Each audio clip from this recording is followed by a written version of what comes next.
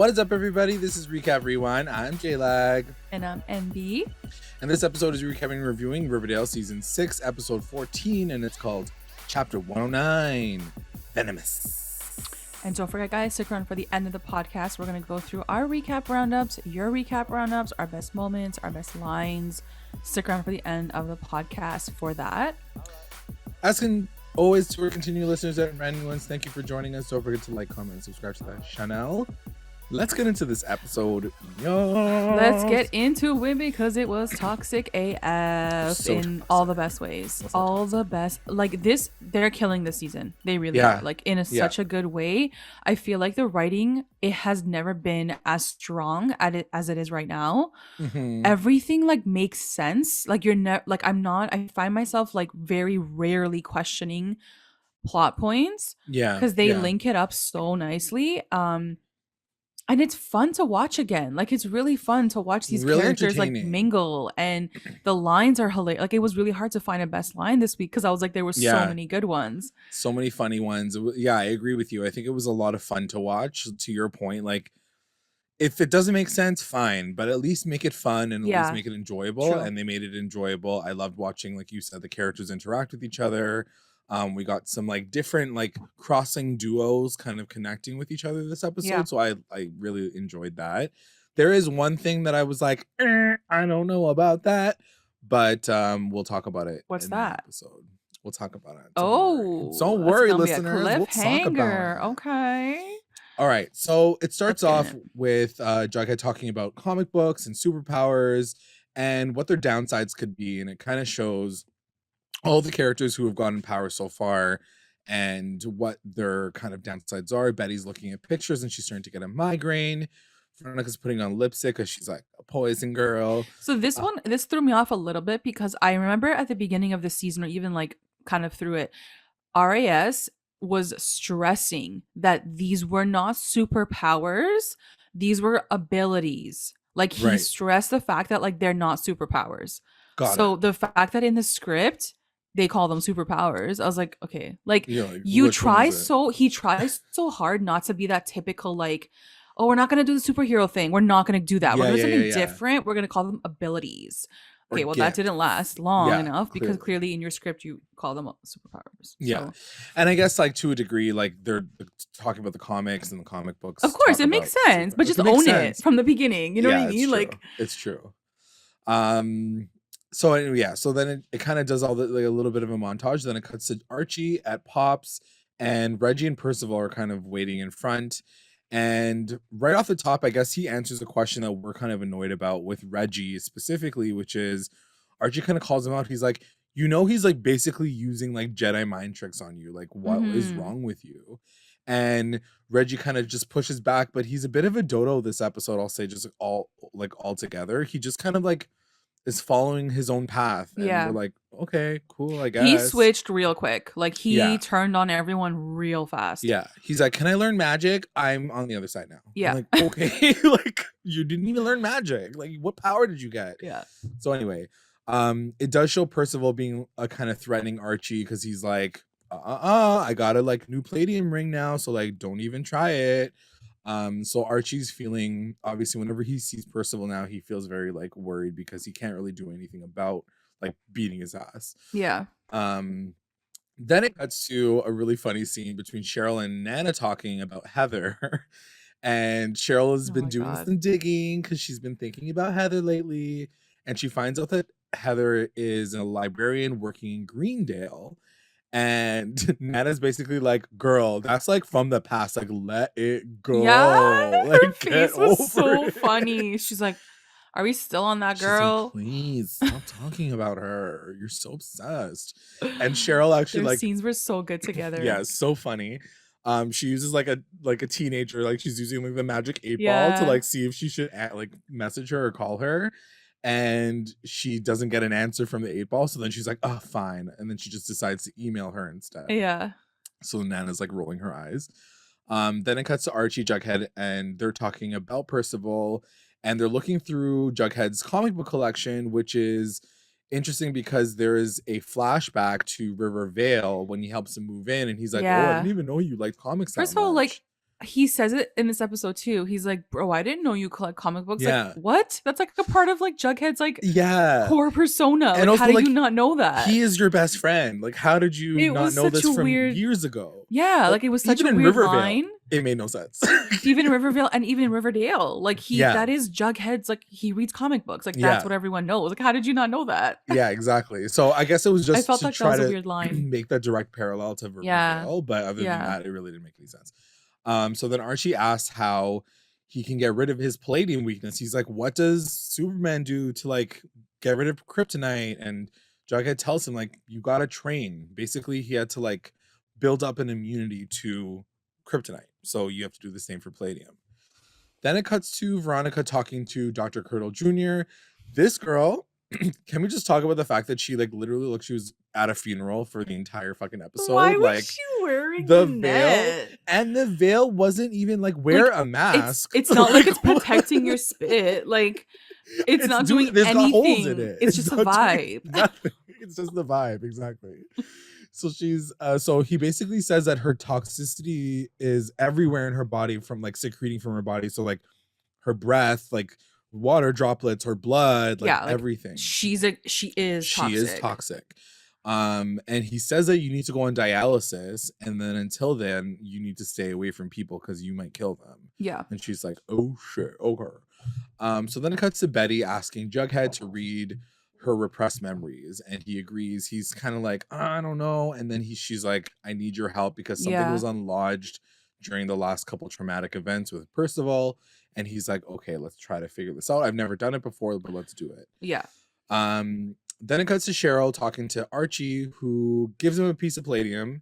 And she says, you know, like what you're trying to do is like pretty dangerous. So like, why don't I set you up so you don't die, basically? Yeah. Because he's like out here being like, oh, I'm just gonna like train, like get this thing on my like whatever. So sure enough, at the Royale, he weighs himself. And then after that, he puts the pendant on with the palladium and he starts boxing, and he's just like boxing away, whatever, regular like fight or like regular training. And he's bleeding from his hands. He's like, oh, like something's happening right away. And then it cuts to Veronica, and she already has like dialysis going through her body. Like she has like the tube, and she gets a message that the investors are getting together at the casino to talk about the future of the casino. Right. Veronica's like, ugh, what a waste of my time. She's like, they can do it, fine, it's not a big deal. Then it cuts to Nana looking at a painting with a giant spider. Like it's like Cheryl holding a gigantic spider, and Cheryl is looking for like some Russian something or other, like book. And Nana's Rasputin. like, yeah, the story of Rasputin. And Nana's like, you're just pissed that Heather didn't message you back. Like you're just trying to distract yourself. Oh, Nana was savage. I know. She was so shady this episode. And she's like, yeah, she didn't message you. So then Cheryl's like, just give me my thing. I need my buck. Yeah, give me my buck, mom. So then it cuts to Archie asking Betty to open a can for him because like now he's like super, super weak at home. Yeah, like his hands are all like messed up. Yeah, she's like, what's wrong with you? He shows his hands and he's bleeding, and she's like, what are you doing with yourself? Like, why are you even doing this? It's making you weak. And he's like, just trust me on this. Like, I need to do this now. Then it cuts to Veronica coming into the meeting. She's got her veil on, like, which is doing literally nothing. Reggie even calls her out. Yeah, Reggie calls her out. He's I like, died. You look insane. Like, what is wrong with you? And he goes on to say that the investors essentially haven't seen any profits since she's been the leader, and they're looking to sell. And he actually has someone lined up to sell to, and they'll get a little bit of chunk of money back. And Veronica's like, give me a couple days to put something together to show you that we can make money. Mm-hmm. So that's her plan at this point. Then it cuts to Jughead talking to Betty. And he tells her to like visualize her memories, kind of like a comic book. And he goes into her mind. They like hold hands, and he's like sitting at a desk in her brain, and it's like a bunch of Betty comics. So like the old school Archie comics, but they're all like featuring Betty. And he kind of like pulls the first one up, and it's the image of their first kiss. Like all these like shout outs to like the first season and even like up to season 3, I think. There's all these memories that he keeps accessing. So he sees the one with the kiss, and then he reads another one where they're with the twins. It's the end of like I think one of the seasons, and she asks if like her evil can be passed on. And there's this like sweet Bughead moment where he says like, you're not evil, like it's not in you, like I know who you are. It's like a very sweet moment. And she even says, she's like, we need to go even deeper. And I was actually going to ask you, do you think that she can see that he's accessing those memories? I don't think so. Like, okay. I don't think that it would work like that, right? Because even when she was saying, she was like, we need to go even deeper. Like, did you find anything? It was almost as if like she knew he was like in that part of her brain. Like, I guess the idea is that like he's telling her how far he's gone, or like what he's sort of seen.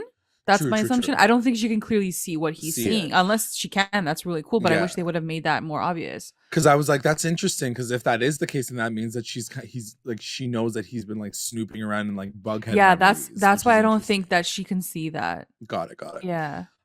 So then they go even deeper to the moment where she kills the cat with the rock, and it's like kind of the aftermath, which we've never seen before. And it's like young Betty with Hal at Pop's Diner, and he's talking to her about like killing the cat, and he's like, how did you feel about it? And she was like, I just feel bad, like it wasn't his fault. And he tells her that the cat was a sinner for running away. It was like, what a reach. He's like, the cat was evil and you had to kill it. And then he like actually like goes on to be like, so like how did it feel inside of your body? Did it feel like, good? Did you love it? And she's like, I'm 12 years old, like I just want to drink my milkshake. So they're talking about, so then it's Jughead and Betty, and they're talking about the aftermath, and they're talking about the memory, and she says like, he was grooming me. And she's like, you need to like keep looking for more like information. And he says, yeah, we'll do that, but like let's take a break because we need to cut into another scene. So she's like, okay, cool. So then it cuts to Cheryl talking to Archie about the Palladium. She comes over and she's like, what you're doing with this, just like this pure rock, is like really fucking you up, like super strong. So we need to like get you to build up your immunity. And she talks about how Rasputin, he did the same thing with poison. He would like build his immunity up to the point where like they couldn't even kill him in like the ways that he was trying to be killed. So she was like, have this little soup, this poison Palladium soup. And like try it. So then he's like, okay, cool. Then it cuts to Reggie and Veronica talking about the meeting afterward. Percival's like sitting in the fucking corner, like on a couch, like a douchebag. And she like lays it in on him. I love this scene because as much as I liked Veronica and Reggie together, them fighting is like really entertaining. Yes. I'm glad you said that because it's so much more entertaining. Their acting is amazing. The script is amazing. Like it's just it's on fire, and I love watching it. And she gives it to him. Like lays it in on him. And then she goes like, you're being stupid. Like you have this big ego. Like, why are you even doing this? And as she's talking, you can kind of see like the smoke kind of coming out of her mouth. Yeah. And he starts to like, his nose starts to bleed. And she's like, uh-oh. And then she like runs away. Like she insulted him. Like I wish I had the whole script of what she said. I know. She's like, you're a 6'2" jellyfish. You don't even have a backbone. Like your brain is full of like cheddar cheese or something. Swiss cheese. What did she say? I hope that's what she said. Your fucking brain is filled with Swiss cheese. He's like, oh. He's like, I honestly, I feel like their best acting is when they're together in a scene. Yeah, especially for her, for Cammy. Like I feel like her acting is the best when she's with him on screen. It feels very natural, especially this fight. It felt very like it was a really good banter, like you said. The script was really funny to watch them kind of go back and forth. And he got really, I will say though, he got really heated for no reason. He was did. Like, I did this by myself. I'm like, yo, no one Charles, even asked you. I know. Charles brought that vibe, and I was like, he's like, I did it all. Chill. I found the people, and I was like, whoa, like we're gonna go there, like to that level. We're gonna go she all was like, the way okay, there. I'm gonna kill and you. Then she's like, I'm gonna spit in your face, and you're gonna die. So you better shut your mouth. So anyway, she leaves. Then it cuts to Archie kind of starting his like training with this new palladium soup. He takes his little Gatorade drink, and then he goes into the boxing ring. He's like doing his little jump rope, and everyone's like, yes, do 20,000 more. And he's like living. And then slowly he starts getting shaky, and then he faints. Like he collapses from doing a jump rope. And I'm like, same girl, like me too. I would do the same. The soup took you out. And then it cuts to not enough carbs. He's on the keto diet. So then it cuts to Dr. Curdle talking to Veronica, and he's like, your toxicology report actually shows that your levels are going even higher. He's like, she's like, the dialysis isn't working. He's like, your levels are going even higher. I will say, and I just want to ask you and the audience as well, because I don't think that there's any significance to it, but it was a very interesting shot to put into a show like Riverdale, and I had never really seen anything like it before. But there's a shot where it's like wide between the two of them, and between the two of them, it's the reflection of a statue of the Virgin Mary. Like roll back. Everyone I noticed roll back that too. I noticed like it was like a statue, and I was like, why is that thing there? It's like kind of distracting. It was very distracting because I was like, it wasn't subtle, and it doesn't show like the statue anywhere else. So I was like, is this getting religious? Like, what's the deal with this significance? Significance of it, because it was a cool shot, but I was like, did the prop guy just decide to be like, oh, do this shot from here because you can see the reflection of the? I was like, okay, I didn't really get it. But anyway. On that note, Dr. Curdle basically says like, I'm so sorry, but is she like the Virgin Mary? Because like she can't like have sex anymore. She can't like kiss anyone anymore. I was like, she's hardly like... the Virgin Mary. Just saying. It's like forcing her to be. Is like the opposite. But yeah, basically he says like your toxic levels are gonna go so high that eventually you're gonna poison yourself and die. You're gonna become like Britney Spears. Like that's just what's gonna happen. You're gonna become toxic. Yeah, exactly. So she's like, uh-oh. Then it cuts to Cheryl once again trying to shake this 8-ball and hope that she can get that call from Heather. And again, it's like, try again later. It's like, do not do it. You know, it's such an interesting thing with Cheryl's storyline, because I loved everything about Cheryl this episode. She was so involved in like everyone else's storyline and gave them so much great advice.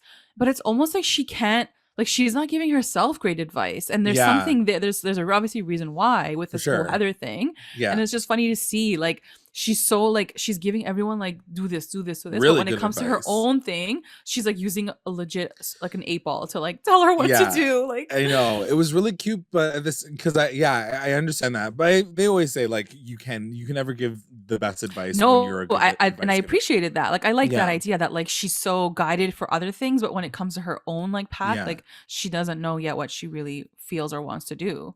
And I was trying to figure out why they like what's the significance of this magic 8-ball outside of the fact that like back in the 90s like everybody had it was like one. a 90s thing. Yeah. But then I was thinking like she's trying to recall her experience with Heather, so it's almost like she's reverting back to like her teenage years, and like as a kid you'd be like, should I call my crush? True. Like it's she's turning back into that because she's trying to connect with like an old flame from like years ago. So like I kind of got it. But it was entertaining either way. Yeah, for sure. She does decide at this point, she's like, fuck it, whatever. I don't care what your magic 8-ball says. I'm going to call her. So she calls the library and Heather actually answers, but she can't even deal. So she's like, freaking can't answer the phone. Then it cuts to Archie waking up and he's like on the couch because he fainted. And he now weighs himself and he's like lost like 80 pounds. Weight. Yeah. And I was like, must be nice. Then it cuts to Jughead and Betty again. And he's now going through another comic and he sees her mom talking to Hal about the serial killer gene, but like way back, like early times. And this is the part that I was telling you at the beginning of the episode that annoyed me the most probably about this entire show or this episode.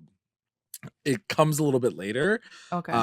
But anyway, so she talks to him about the serial killer gene, and Hal's like so excited. He's talking about how like Betty might have it, and it's like he calls it like a survival gene first, like a superpower gene, and then he goes on to say it's a serial killer gene. She's like, why are you so excited about this, you weirdo?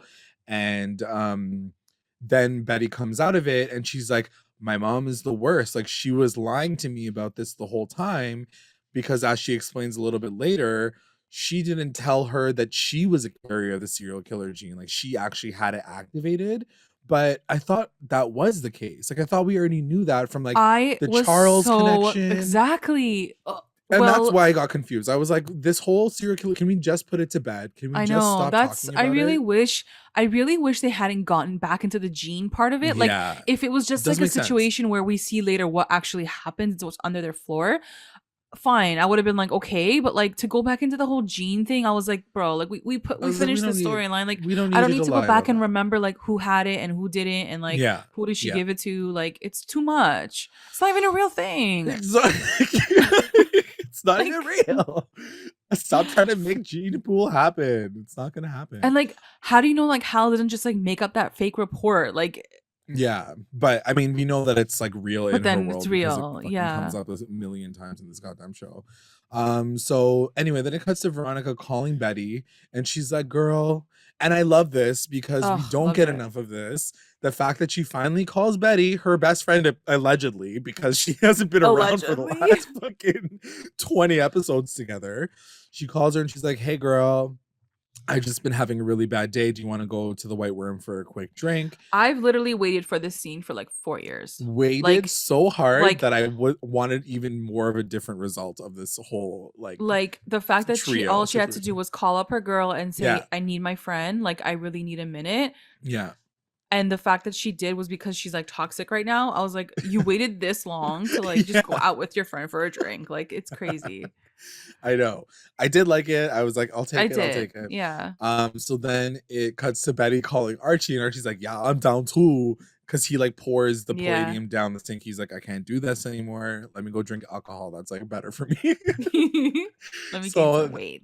Then it cuts to the White Worm, and she finally tells them that she has these like poison ivy powers, and she kind of gets upset about the fact, she's like, on top of all of this, my last kiss was with Reggie, and now I'm never gonna be able to kiss anyone ever again. And I was like, okay, Veronica, your worst issue is the fact that you kissed Reggie. Like, relax. You know what though, like when she said it, I really did feel for her. Like, I was like, damn, that really sucks. Like, I did. I was like, oh, like the way she's processed it is like her last, best kiss was like with this like loser guy. Yeah. But like in the grand scheme of like what's happening in the show and like the world could end, like it was ridiculous. It's just Veronica. It's like typical Veronica, just thinking about her own like personal like life. Yeah. So she also realizes, and I realize, that she actually has the best superpower of all time, because she is not drunk. And she has immunity to alcohol. Yes, unless you want to get lit, and you can't get lit. But she can't even get lit. You can never get lit. Yeah, that sucks. That's a good point. But I'm like, the Hangover girl, you're lucky for that one for sure. Especially when you get to 33. Let me tell you. So it cuts to Archie, and he's getting out of the shower, and a clump of his hair falls out, and so then he goes to see Cheryl, and she says, it looks like you're like anemic. Like you've poisoned yourself so much with the palladium that now you need to get your iron levels back up. And he's like, this girl's like full out like dietitian out here, like dying. I know. Like, I was like, your pH levels are down and your iron needs to go up. You gotta take iron pills because like, what? I know. I was like writing notes down. I was like, okay, so like for hair loss, like put like iron in your body. Thank you, Cheryl. So then it cuts to Betty, and she finally confronts her mom, and it was funny because I was like, she was drunk during this scene. Like, I guess like it's like after the bar. Yeah, the bar. So she's like, you want to know something, Mom? She was like going off on her, and she was like, this serial killer, you knew about it, Mom, and I'm pissed about it, Mom. I didn't realize that. I want to go back and watch it. That's hilarious. She was fully drunk, and she's like, did you know he was grooming me, Mom? And she was like, you're crazy. Like, get out of my house. It was actually actually really funny. I know that she was trying to get serious about it, but I was laughing the whole time because I was like, she's fucking wasted. So then it cuts to Veronica, and she goes to visit Cheryl, and she's like, hey girl, do you have any like fancy like herbs or flowers that are poisonous? Because I'm trying to test the theory that I have like this immunity to poison. And she also asks about spider books, and Cheryl's like, don't worry, girl, I got you. I'm gonna give you everything. And again, I love this moment because I'm like, you don't really get to see a lot of Veronica Cheryl like moments anymore. The last time we got was like the sticky maple syrup. So like now it's like they're together again. She gives her book. She's like, I got you. Then it cuts to Jughead and Betty talking and saying that Alice is hiding something even bigger. So like Betty's like adamant. She's like, I know my mom's hiding something. We need to like figure this out. And Jughead's like, okay, well, like maybe we should like connect with her and see if I can get anything from her. Then they go to visit her at work. And like Betty's basically laying in on her right before she's starting her like new show. And as they're talking and like Alice is like lying to her, this was a really cool scene. It was a cool way to do it. Yeah. So like he's able to like access her memory, and he kind of sees like her and Hal crying in the living room, and then she's like resetting the table. Yeah. And then he's like, I got what I wanted. Like, let's go. Let's leave. I thought it was a really, really cool way of using Jughead's like superpower, because like he doesn't really have to even say anything. He's like, as long as you like trigger that conversation, it might trigger a memory for her, and like if I'm close enough, like I'll pick it up. And I just thought that was such a freaking cool way of doing that. Yeah, he's got a sick power. His power is really cool. Yeah. So then cuts to, or I should say, ability, because it's not really like reading minds anymore. He's like seeing things. He's seeing the now he's thing like that they're like visualizing thinking of. Yeah. So then it cuts to Pop's diner, and Jughead says, in the memory, there is something under the floorboards in your house. And so she's like, okay, that's where we have to go. In the meantime, she gets a call from Archie saying that Cheryl now has a new plan for Archie to become like invulnerable to palladium. So then it cuts to them at home, and Cheryl's basically saying that there's this alchemy spell that can turn gold into iron, which is what his body needs right now. And palladium is white gold. So there's basically it's white gold. And so she says, if I apply heat to your body, we can actually like forge you so you can become even invincible to palladium. But you could die. Like basically she was like, I'm gonna like basically light you on fire. Burn you. Yeah. Yeah. It was funny because Archie's reaction is like, he's like, forge me now. He's like, forge me, daddy. Yeah. Yeah, because Betty was like, that sounds dangerous. And he's like, forge me now. Yeah. And she was like, no. Because Betty's like, so you're going to kill my boyfriend. Like, can you chill, please? And she was like, can we have like one more night? Like, just one more night. Take one more night before you like maybe kill him.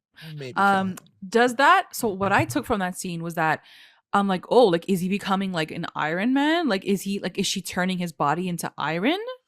Yeah, I mean, I think she's taking the palladium, boiling it to a point where it turns into iron using the spell. Okay. And then because of that, he'll become like used to the palladium because the palladium turned into iron in his body. That makes more sense, because otherwise I was like, why can't she just like do a spell to like give him more iron? Like just like, you know what I mean? Like just give him more iron. Up with iron. Yeah. Why do you have to like do the palladium? But then if they use the palladium, that makes more sense, because it's almost like his body now is like it has the palladium, so like he's immune to it. That's good. That makes sense. Okay. It's like magic dialysis essentially. Yeah. Cleaned out your blood. So then it cuts to Veronica in the bathtub, and she's like eating poison berries from like Hunger Games, like just eating the blackberries, whatever. And she's reading a spider book, and it's a montage of like that, as well as Betty and Archie having a little sexy time. I love the music that was playing during this moment. I know. I wanted to Shazam a lot of it. Yeah. But it was really sweet. What did you think of this little Barchie moment that we got? A lot of people were talking about her on Twitter. People saying that it was like, why is she like straddling him? Like, what's going on with her? Why not? I don't know. I was like she's having like a nice sweet moment. I was like, what's the problem? And also like at this point in time, Betty might be like Betty might be like having sex with him for the last time. Like it was very much like it was very much like that last night like vibe. Like, I might not see you again. Very gentle. Yeah, she's like, but you're not gonna die, so it's fine. So then it cuts to Jughead and Betty, and they start breaking the floorboards the next morning. Bop bop bop. And then Cheryl and Veronica are talking about her immunity to poison. So now she realizes that there's these different spiders that, even though they're high in toxicity, can never poison themselves. And she also found out that there are some spiders that can control the amount of poison they give, like push out. They can like kind of like decide how much to poison something. And she kind of concludes maybe it has to do with like when I'm at like high levels of emotion, like when I'm angry or sad or like passionately having sex with Geraldo, whatever. That's when it kind of like comes gets out higher, which is interesting because now we're still trying to wonder, because back, I think last episode, you were like, how did she get this power? Where did her trauma come from? So technically, it could be possible that she had this power when the explosion happened, which I still don't know if that's possibly the case. But that does kind of ask the question, was she so out of love with Reggie that every single time she had sex with him or kissed him, it was like not like passion. It wasn't like emotion. That's good. So like basically she had it the whole time, but it's like, just like it wasn't activated because like it wasn't lustful. Yeah, exactly. Wow. But maybe not, because they also just like, she has lusty sex all the time. So I don't know. I don't know.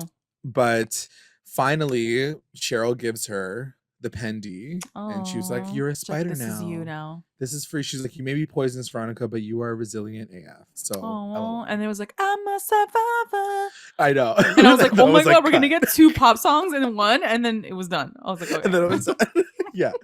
I did mention like, this way back to you, like privately, and I want to ask the listeners now if there's any connection, only because this fucking pendant came back around again. Way back episodes ago, when Cheryl was doing the transference to get Abigail out of her body, that whole situation, Nana was holding the pendant, and that was one of our indicators to know that Nana was doing something shady on the side.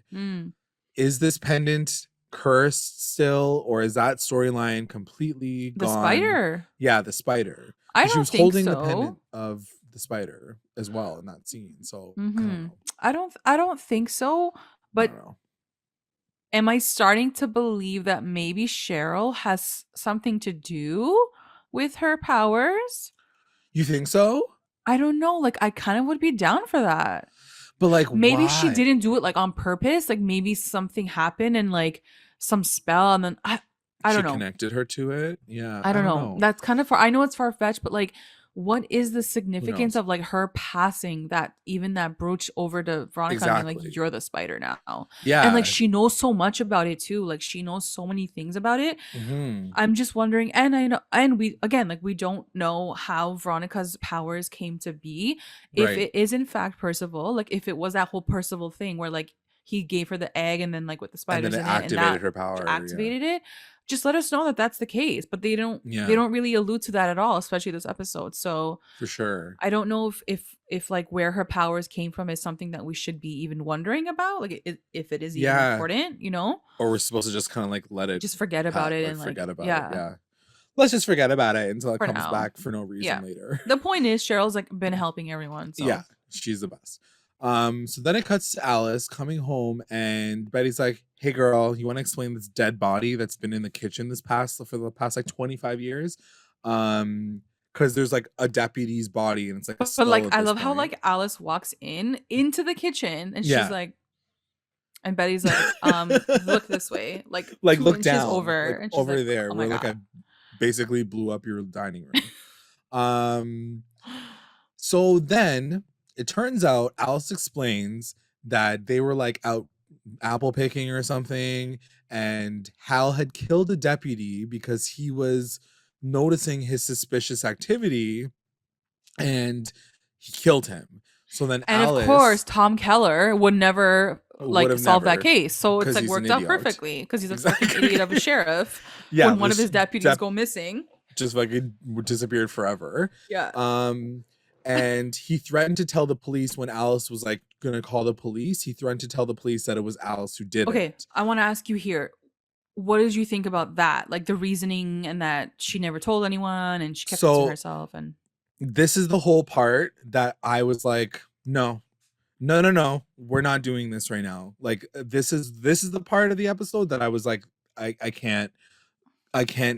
don't think that I can connect with this, because we are now assuming that in first season, because I still remember it, I don't know about you, that scene when Betty's asking her mom, like, Dad, are you the serial killer? And she literally laughs in Hal's face and is like, your dad can kill someone? That is a joke. That means that Alice had known even at that point that he had killed someone. You're freaking smart.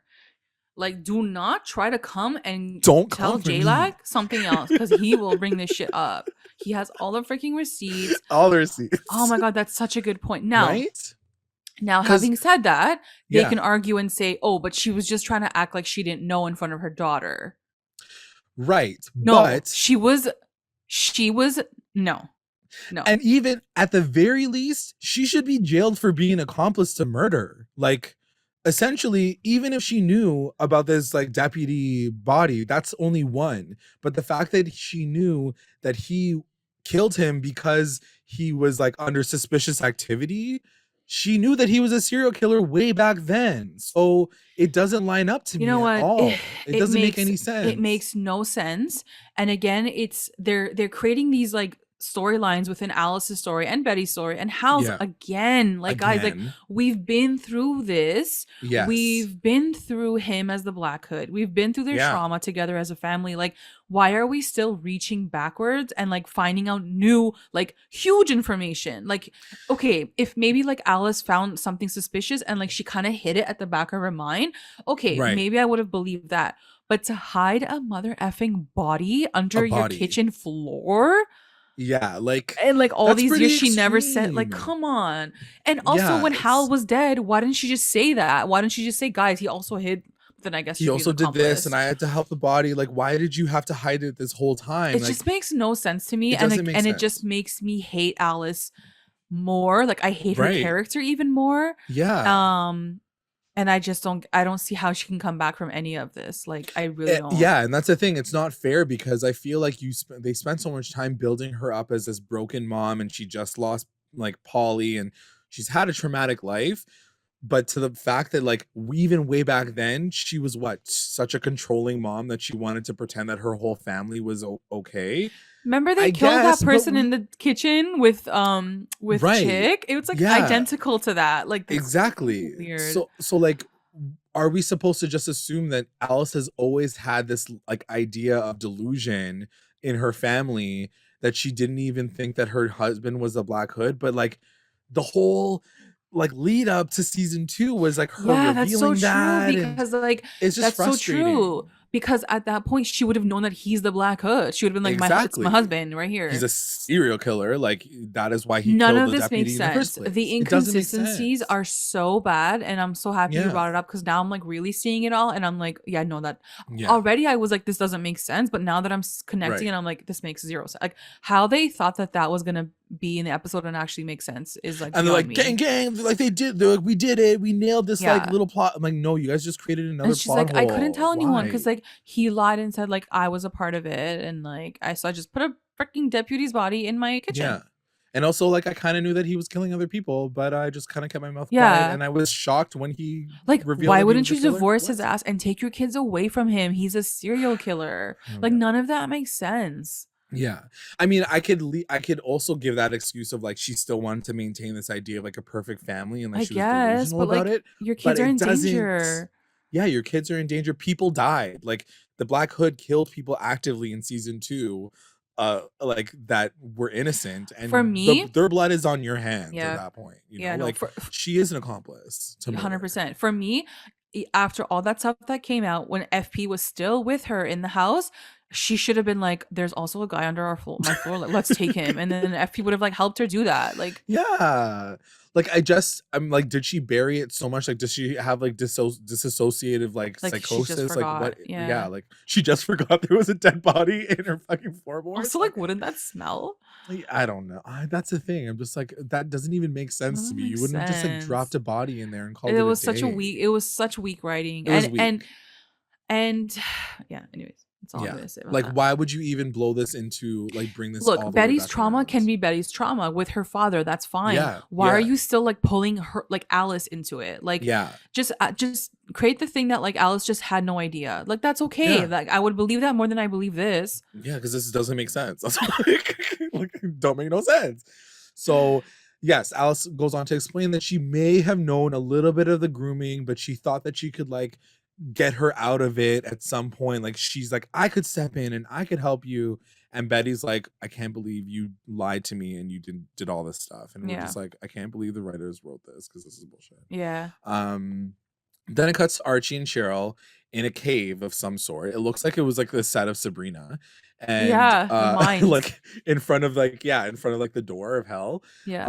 And she's like, read the spell and then I'll like basically light you on fire.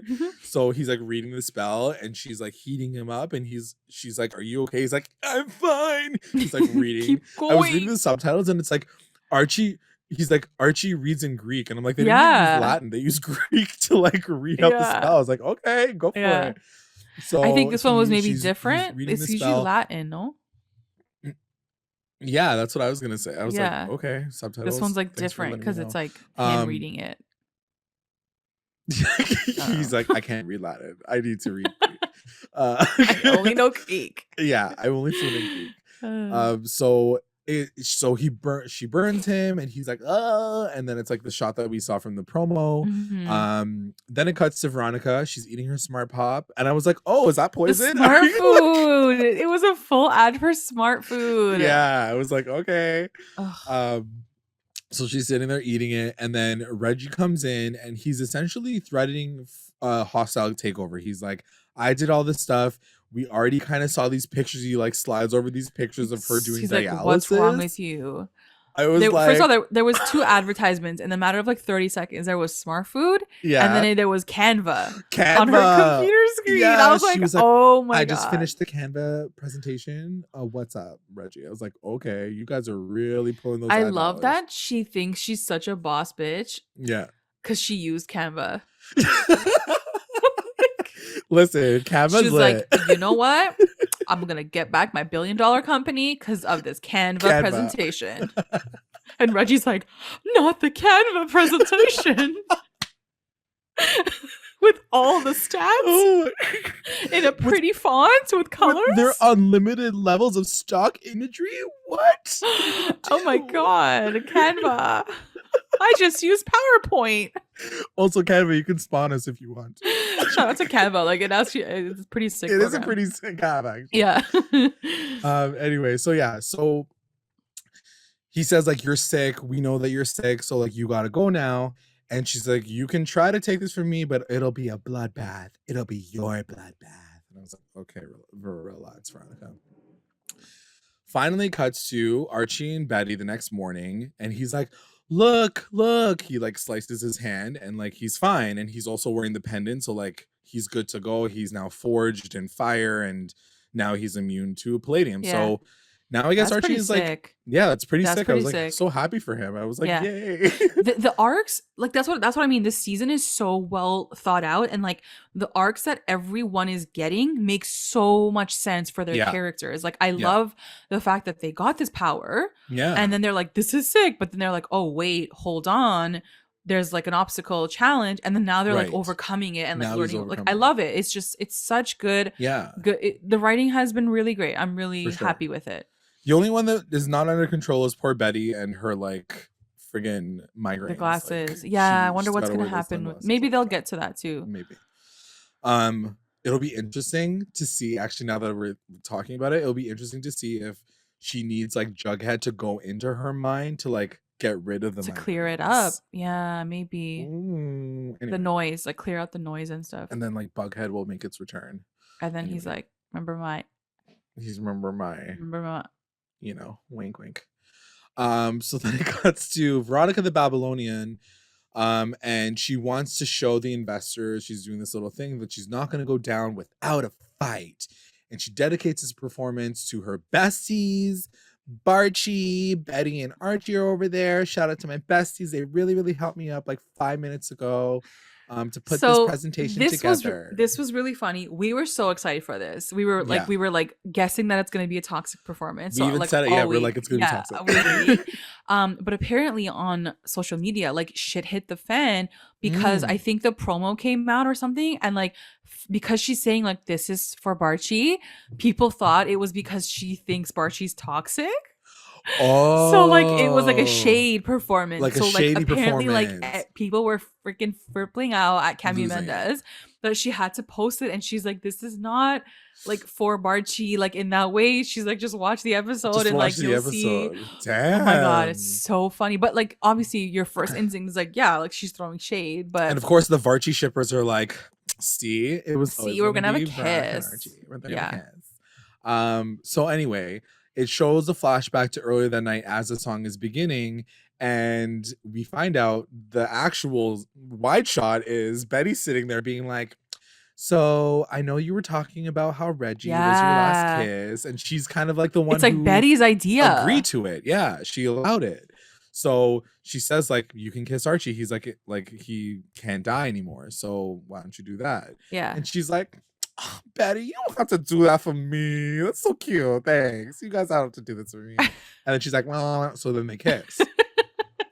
And they say something really cute. They say like, we want to see you get your main character energy back. Loved it. Is so cute. It was just like such an episode filled with like, I love you. Like, I'll always be here for you. We want to see you win. We want to see your main character energy. Like, it was like so like supportive. I loved it. Come through. Yeah.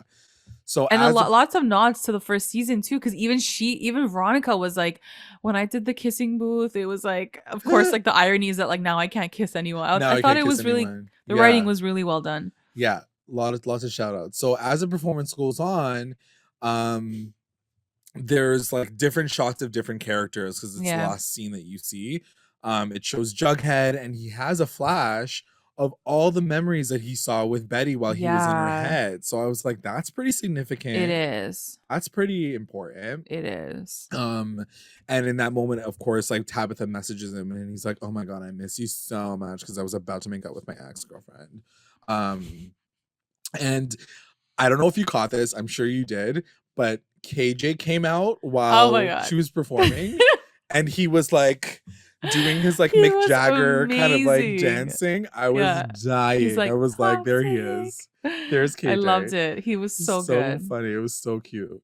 And then we finally also get a shot of Heather showing up at Cheryl's place, and she's like, Heather, is that you? And she's like, you called. It's like, you called me, didn't you, bitch? And you know what's funny? Because I remember when we were talking to Mark Consuelos way back, shout out to Mark Consuelos, he was talking about how like the wardrobe people, like they always like give them something of significance. And she has a pendant, but I could not see for the life of me what it was. Heather.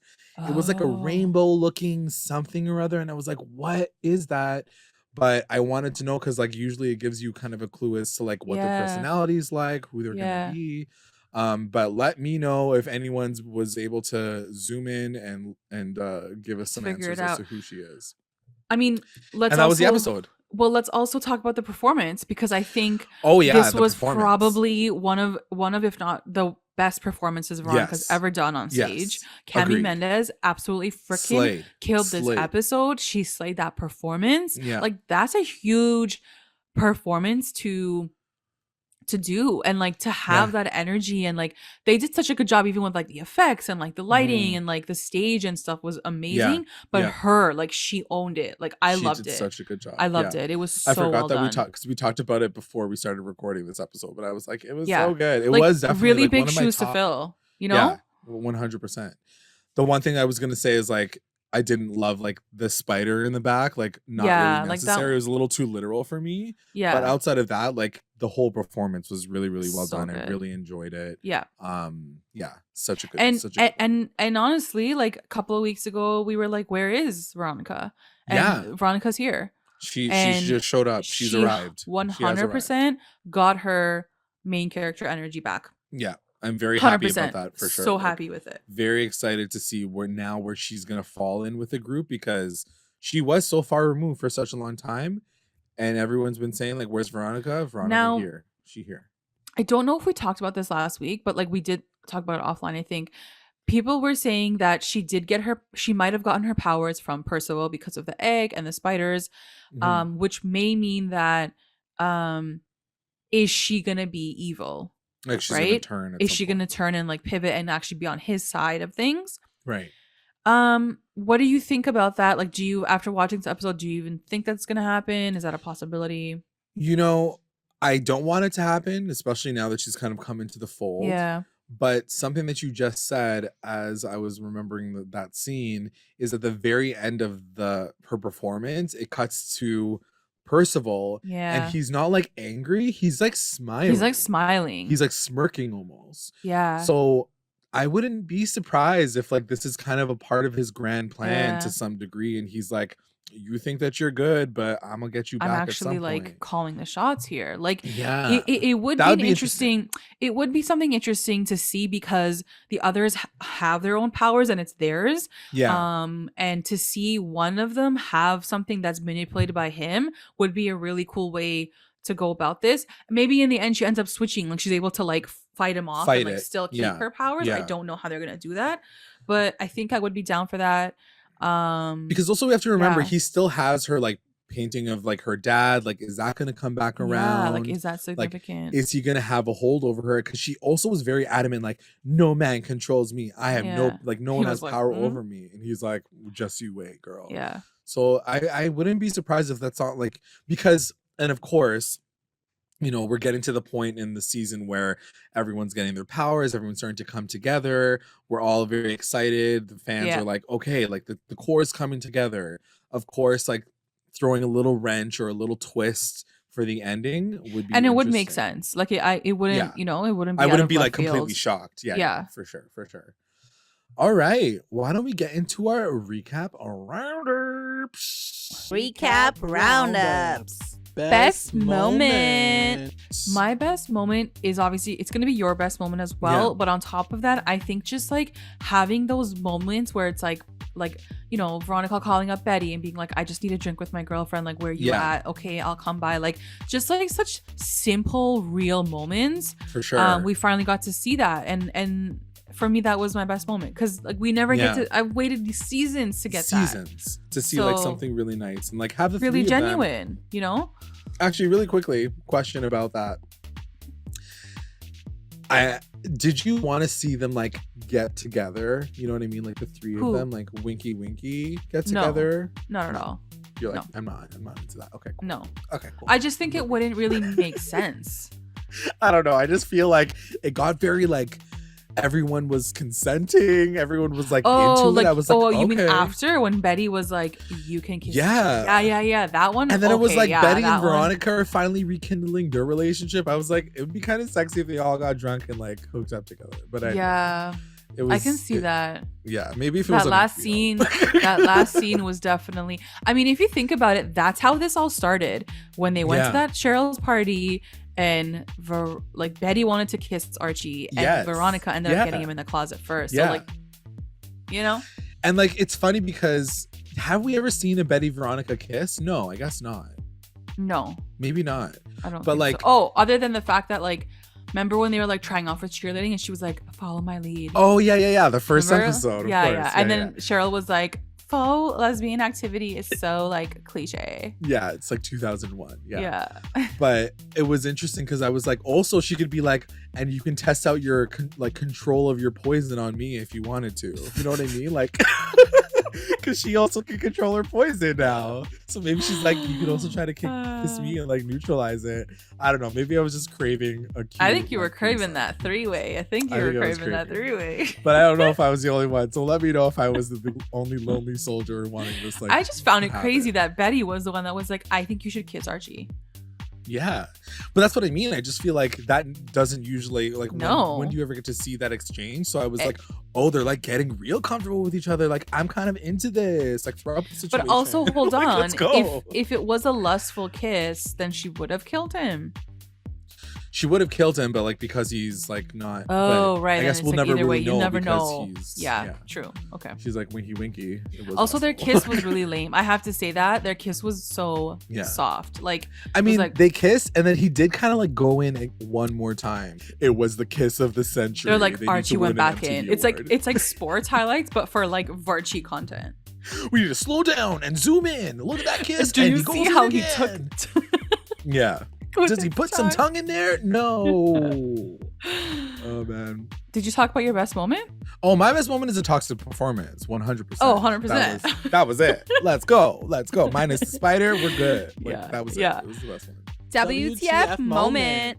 WTF moment is going to go to when Jughead's memory like brought back all those Bughead moments. Because for me, I was like, hold up. What do you get? Because the episode was like pretty much done with. So like he was done with that, and I was like, wait, why are you doing that right now? Like, does that mean something? Is that, or is it fan service? Like, are we just getting it so like get people excited about possible Bughead because the ratings are starting to drop? Who knows? I don't fucking know. And is anyone interested in that? I'd love to know in the comments, like if anyone's interested to see that being explored seasons later, relationships later, the fact that he's with Tabitha. Like, are we interested in seeing that, or do we just want to focus in on this superpower situation? Like, do you care? Do you want to see that happen? A shakeup right now? As long as it happens naturally and it makes sense for where the story is, I'm okay with it. I've always been okay, and that's the thing. Like, people are like, you guys were always like Barchie. No, like we were just like kind of like wherever the storylines end up and move through in a natural way. Like, I'm down for that. But like, currently in this day, I don't see them together. Like, her and Archie are just so synced up, and they're so solid. Like, they found something in each other that like I think they were looking for like so long. Yeah. That they're not like they could. It's like it wasn't there for like with the other two. I don't know. For sure. But not gonna lie, watching those Bughead moments back, I'm like, they were so in love with each other, and he was there for her for so much of it. I know. And it's like, where was Archie at that point in time? He wasn't even there. He was. I just Veronica. See Bughead. Honestly, like I just see Bughead as like the high school romance. Like it was like, I'm like nerdy and you're nerdy, and like we're nerdy together, and like we're cute and we solve like mysteries together, and like that's how I always see them, as like this really sort of like juvenile relationship, because I feel like he's a little juvenile still. Young love. Whereas like Archie's like a man, like he's like, I'm literally gonna save this world. But I wonder if like Jughead's gonna have a music performance. He's like, I can't get you out of my head, like by Kylie Minogue. Like, who knows? Like, we don't know if he's gonna actually like. Maybe this will haunt him. Like, we don't know. Why we even saw that. And I can see that happening. I'm just saying from my point of view, like the way I see their relationship was so juvenile, and that's why like I don't see it coming back. But it's gonna come back because it's fan service. Obviously, we know that for sure. My WTF moment is Alice helping with the body, because that just started the biggest plot hole of the entire show, and I was just very frustrated with the way that all happened.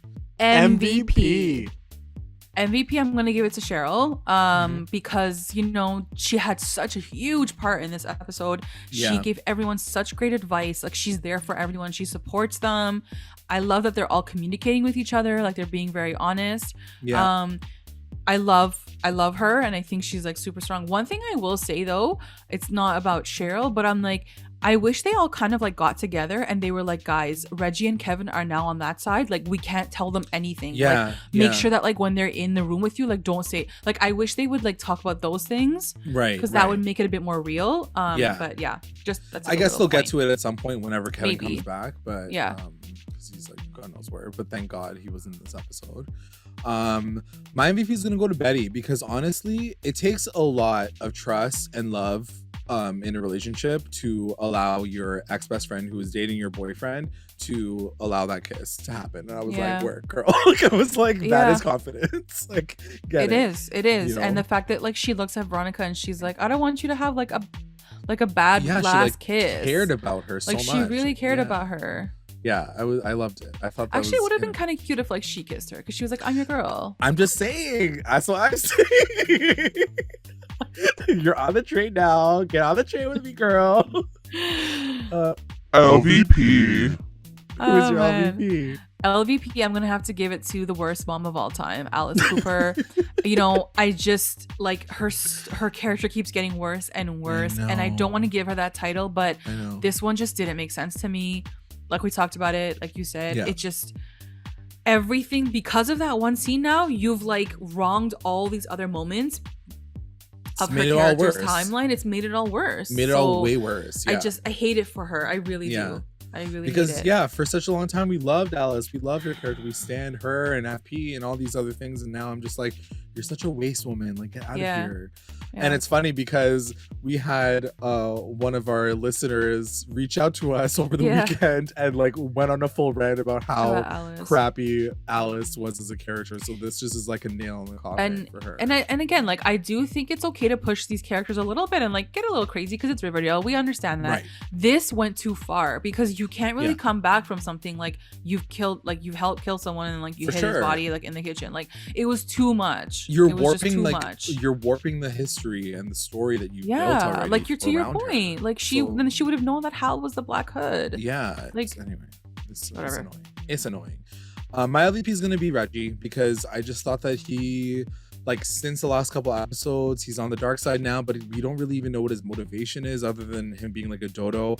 Again, going back to like what you were saying about Alice, like what is there to come back from now, Reggie? Like, you know, like, that's very true for Reggie. He's making a lot of irredeemable mistakes and like he's not as likable anymore, and it's unfortunate because while I did like their banter and their fight back and forth, like how do you forgive someone who's basically saying like, I'm gonna take your company whether like we kill you or not, and like you're a loser? Like he's basically threatening his ex-girlfriend. Like, do you see them getting back together? I don't think so, but then that's what I mean. Like, then where does Reggie fall? Is he going to be the sacrifice of the season, and is he going to be the one that dies? Is Kevin going to be the one that dies? Is it going to be a double elimination? Like, who knows? We don't know. Yeah, I don't know. The best line. Best line was your best line, but I chose another one. And it's when Betty is talking to Veronica and she says, we love you and we want to see you get your main character energy back. And I just felt like it was such a there were so many perfect lines, almost making fun of themselves like throughout the episode, like pointing like fun at the show. And this was a great example because like Veronica has been so MIA like the whole first season, like half of the first season. So to hear them say like we want you to get your like main character back, like energy back, it was so funny. It was so cute. Yeah, for sure. It was a good call out. I had a couple, but the first one I said was the one she says to, Cheryl says to Nana when she says, in your experience, people also communicated by pigeon. Now get my Russian tome, you baby Yaga. Baba Yaga. baby Yoda, I was gonna say. Baba Yaga. And then I also put down the note where Cheryl's talking to Betty and she's like, hold on, are there any side effects to this spell? And then she says, yeah, since you are currently in a weakened state, the heat from forging might kill you. And then Betty's like, that's a pretty significant side effect. Yeah. I died. She's like, She's like, you could kill him? I think that's pretty extreme. Let's get into our listener roundups. Let's do it. So we have at CHONI5 on it, and I'm so sorry because she did not like this episode. Like to the point where there was no best moment. She only had one worst moment. Oh my god, CHONI5 on it. I know. She says the fact that every single ship got a bit of fan service except Shoni. You know what? It is true. Like it is pretty true. And no longer. I know that. But like, to not even reference that, right? Like even when Cheryl was talking to Nana and she was like, Heather was like someone I knew from the past. I wonder if it will still like work.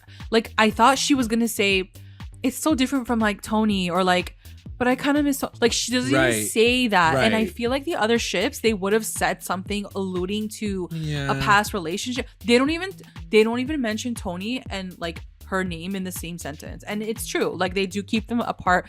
I'm not saying that like it's a bad thing, it's just a weird thing because the other ones, they don't do it like that. So to her point, she says LVP is having to sit through Bughead and VARCHIE shit again, and the introduction of Heather. Like, come on, you know the writers introducing a character that was mentioned once in season 2. F off. Also, it looked like Lily and Cole were never in the same scene when they were filmed alone together. And then she says, best line, there's Swiss cheese where your brain should be. I guess that's what Veronica says. Yeah. Oh my god, CHONI 5 on it was coming like hard. She was pissed off. She's not happy right like now. No best moment and no MVP. Nothing. At Mackenzie Burns, best moment, Barchie's last night together plus BA helping V with her confidence. WTF moment, Jughead's flashbacks to all romantic Bughead moments at the end. Oh my god, so interesting, we had the same. MVP Cheryl, LVP Percival. Best line, welcome to sad superhero club, Ronnie. Thank you for risking cocktail hour with this Spider Woman. At Purple Pink Swift says MVP, Cheryl finally integrating herself into the main storyline. I feel like she's been doing it, but yeah, this episode she really like came through. LVP Reggie, why is he acting like Chad 2.0? Good point. Best moment, Barchie's last night. WTF moment, the whole Alice and Hal backstory made no sense to add in season 6. Thank you for saying that, because it did not make no sense. Yeah. Best line, in your experience, people also communicated by pigeon. Oh, shout out to that was such a good line. We also have at Super Freddy Art, MVP Cheryl helping everyone, LVP Kevin not in this episode and no one missed him. Correct. Best moment, Veronica performing Toxic. WTF Veronica's steak breath. It's not her like, it's not her stanky breath, it's like her poisonous breath. It's poison breath. Best line, Archie, forge me now. That was good. We also have at Racist Riverdale, MVP Cheryl, LVP Heather, where's Tony? Best moment, VARCHIE kiss. The smiles, the love still there, their signature smiles and laughs. WTF moment, Betty and Veronica acting as if they've been friends this entire time? ? Best line, for old time's sake, because if you know, you know, VARCHIE. I do know. VARCHIE fans are back. Yeah, they're coming in hot. I think we have another one actually. At Bug Var CHONI. You already know where this is gonna go. We know. MVP Veronica for embracing her poisonous side in such a fun way. LVP Heather, for sure. She was in for 2 damn, seconds. she like didn't even like say anything. Gonna hate next episode. Best moment, Barchie's kiss, of course. Cheryl consulting a magic 8-ball. Bughead romantic retrospective. WTF moment, Cheryl forging Archie in fire? ? That was unexpected for sure. At Mandy B 0809. MVP Veronica. Oh yeah. That's cute. I like that. Yeah. LVP Heather. Damn. She literally like had nothing to do with the episode. This poor girl. Damn. Best moment, Barchie kiss, 4 exclamation marks. Bughead. FBS? FBS? What does that mean? I don't know. For best ship, I guess? Younger. Maybe for best ship. WTF moment, Archie forged in fire. Best line, for old time's sake. All right. Let me just quickly check IG because sometimes we get some IG people come through and let us know. Oh my gosh, poor Heather. Jeez Louise. She's gonna have a hard time. At Lake and Vita, she says her MVP Cheryl for literally knowing everything is so true. Yeah. LVP Heather's outfit. You guys really don't like her. It's only been 2 seconds. I'm dead. I'm literally dead. Oh my god. Oh my god, you guys literally kill me. Like, why Heather? Like, she didn't do anything. Oh my god. Okay. Oh man. Those were the recap roundups. Thank you so much. RAS, I don't know if you really want to bring Heather on the show. I know. It's not looking good for this girl. It sucks because I feel like these poor new actresses that come in, because the same hate came from Tabitha when she was It's true. as well. Yeah. And then now everyone loves Tabitha. So it's like, just give her a chance. She said 2 words. She's like, hello. They're like, LVP. She's LVP. Like, you can't. Get out. Oh my god. All right. Okay, so I would like to take this time to thank our patrons of the episode, our Rewinder squad, White, Nicole, and Cliff, our Lit Rewinders, Tina and Slay, Kate, and our Mommy Rewinders, Becca, Sarah, Tamala, and Grace. Thank you so much. And if you'd like to join our Patreon family, check us out at patreon.com/recap_rewind. Sorry. Yeah, I know. I can hear it in your voice. And also make sure you guys are checking us out on all of our socials, Instagram, Twitter, YouTube, Facebook. You can also find us on Google Podcasts, Spotify, and iTunes. Like, subscribe, follow, review, and comment to stay engaged with us at Recap Rewind. Thanks for making this a really funny ending. Oh my gosh. Thanks for listening. Bye. Bye.